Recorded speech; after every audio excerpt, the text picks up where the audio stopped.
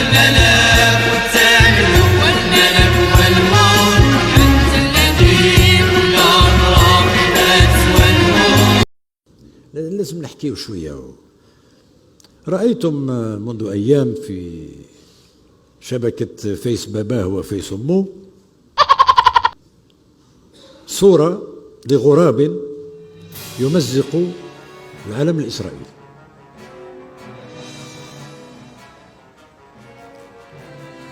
العملية هذه وقعت هنا في الجزائر في سنة 1961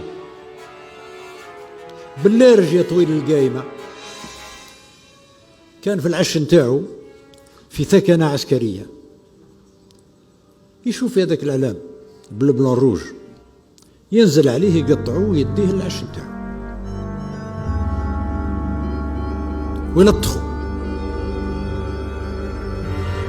جنود تحينوه وأطلقوا عليه الرصاص فكسروا رجله فسقط. بقى يحوس في الثكنة. وأخبرني أحد المعاونين مع الجيش الفرنسي في ذلك الوقت بعد توقف القتال، وكان في الحقيقة مناضلا للثورة مدسوس في صفوف الرصاص، قال لي يا فلان والله أنا شاهد بأنهم عقدوا مجلسا عسكريا وحكموا عليه بالسجن المؤبد.